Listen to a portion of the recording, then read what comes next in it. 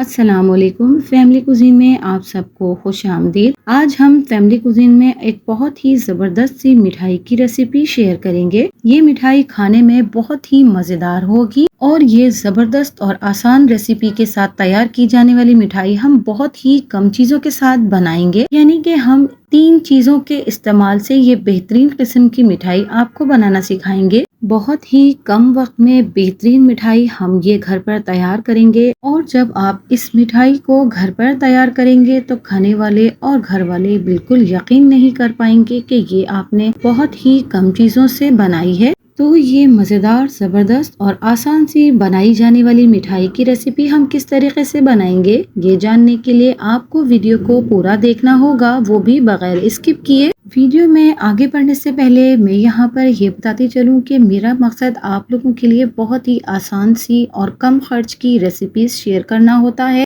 तो आप भी मेरी वीडियोस को और मेरी रेसिपीज को सपोर्ट कीजिए और इन्हें पूरा देखा कीजिए और वीडियोस को लाइक भी ज़रूर किया कीजिए। तो चलिए रेसिपी की तरफ चलते हैं। तो सबसे पहले यहाँ पर पैन में हाफ कप हमने सूजी ली है, इसे हम भून लेंगे। सूजी को हमने बहुत ज्यादा तेज आंच पर नहीं भूनना है, बिल्कुल मीडियम लो फ्लेम पर हम इसे आहिस्ता आहिस्ता टाइम लगाकर भूनेंगे, जिसकी वजह से हमारी सूजी बहुत बेहतरीन सी भुनेगी। अगर हम इसे बहुत ज्यादा हाई फ्लेम पर भूनने लगेंगे तो क्या होगा कि सूजी हमारी जल जाएगी और ये अच्छे से भुनेगी भी नहीं, बिल्कुल कच्ची कच्ची रहेगी और सूजी के सही ना भुनने की वजह से हमारी मिठाई में वो टेस्ट नहीं आएगा जो कि हमें चाहिए। तो आप देख सकते हैं यहाँ पर 10 से 12 मिनट के अंदर सूजी का कलर चेंज होना शुरू हो गया है और इसमें से बहुत ही जबरदस्त सी भुनी हुई सूजी की खुशबू भी आने लगी है। तो जब सूजी बहुत ही अच्छे से भुन जाती है तो इसमें से खुशबू आने का मतलब है कि हमारी सूजी तैयार है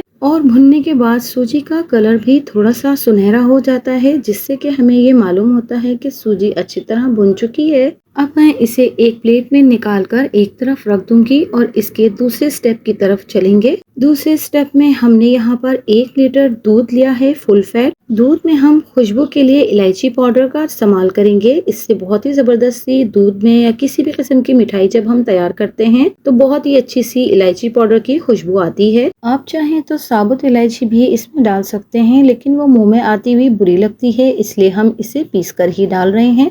तो जैसे ही दूध में जोश आने लगेगा हमने यहाँ पर हाफ कप चीनी इसमें शामिल कर देनी है। चीनी डालने के बाद हम इसमें मुस्तकिल स्पून को चलाते रहेंगे ताकि चीनी नीचे बैठे ना और दूध भी जलने ना लगे। तो चीनी डालने के बाद हमने हाई फ्लेम पर 10 से 15 मिनट तक दूध को पकाया है, जिससे कि दूध हमारा गाढ़ा होने लगा है। तो इस स्टेज पर हमने दूध को छोड़कर नहीं जाना है, बल्कि इसके सर पर ही खड़े रहना है और इसमें मुस्तकिल स्पून को चलाते रहना है। तो जैसे ही दूध हमारा गाढ़ा हो जाएगा हमने जो सूजी भून कर रखी थी वो सारी की सारी इसमें डाल देनी है। तो जब आप सूजी डालेंगे तो आपको शुरू में ऐसा लगेगा कि गुठलियां बन रही हैं, लेकिन आप सूजी डालने के फौरन बाद ही तेजी के साथ स्पून को चलाएंगे तो ये सूजी इसमें अच्छे से मिक्स हो जाएगी और किसी भी किस्म की इसमें गुठलियां नजर नहीं आएंगी। तो आप देख सकते हैं कि यहाँ पर सूजी हमारी अच्छे से मिक्स हो चुकी है। अब हमने इसमें घी डालना है, तो हाफ कप हम यहाँ पर घी ले रहे हैं, उसमें से आधा हमने इसमें डाला है। तो आधे घी को हम इसमें डालकर अच्छी तरह से मिक्स करेंगे। तो जब तक हम घी डालकर इसे अच्छे से भून रहे हैं, अगर आप मेरे चैनल पर नए हैं और अगर आपने मेरे चैनल को सब्सक्राइब नहीं किया है तो मेरे चैनल को सब्सक्राइब कर लीजिए। पास में लगे बेल आइकन को भी जरूर दबा दीजिए, इससे मेरी वीडियोस के नोटिफिकेशंस आपको सबसे पहले फ्री में देखने मिलेंगे।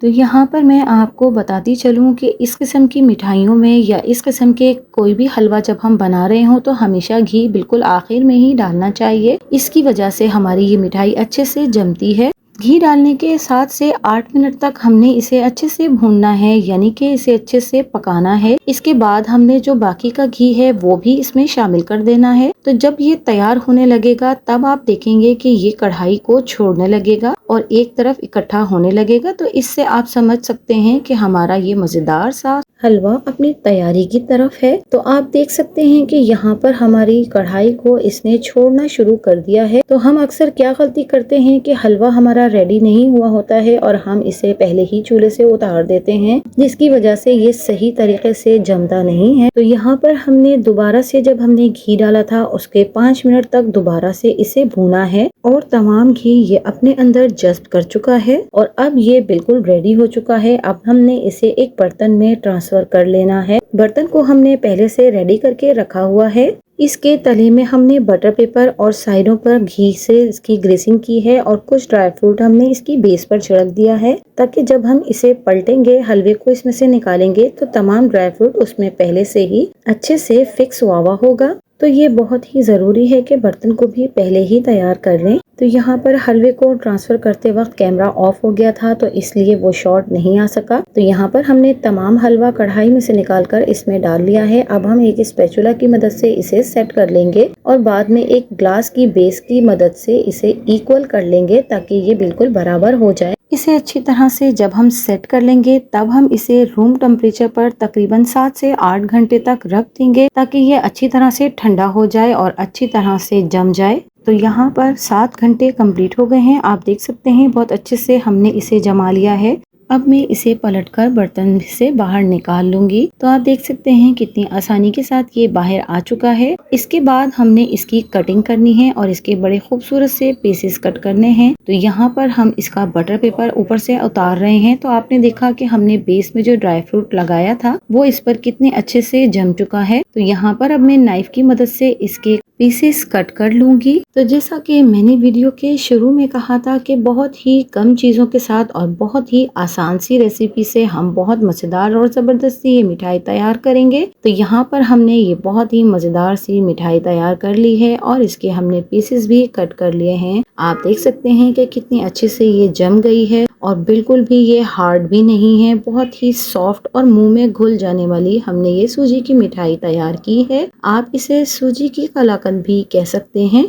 बहुत सॉफ्ट और बहुत ही मज़ेदार नरम सी ये सूजी की कलाकंद हमने तैयार कर ली है। आप भी इसे अपने घर पर बनाइएगा, बहुत ही आसानी से ये बन जाएगी और आपके घर वाले भी बहुत खुश हो जाएंगे ये मिठाई खाकर। तो आप भी मेरी ये रेसिपी ज़रूर ट्राई कीजिएगा और कमेंट्स के ज़रिए अपना फीडबैक भी ज़रूर दीजिएगा और मेरी इस रेसिपी को अपने फैमिली और फ्रेंड्स में ज़्यादा से ज़्यादा शेयर भी ज़रूर कीजिएगा। बहुत ही कम बजट में हमने ये ज़बरदस्त सी मिठाई तैयार की है। मेरी अक्सर रेसिपीज़ ऐसी हैं जो बहुत कम बजट में तैयार की जा सकती हैं। तो अगर आपको मेरी वीडियोस और मेरी रेसिपीज़ पसंद आती हैं तो मेरे चैनल को लाइक, शेयर एंड सब्सक्राइब कीजिए। मिलती हूँ किसी नई वीडियो, नई रेसिपी के साथ। अल्लाह हाफिज़।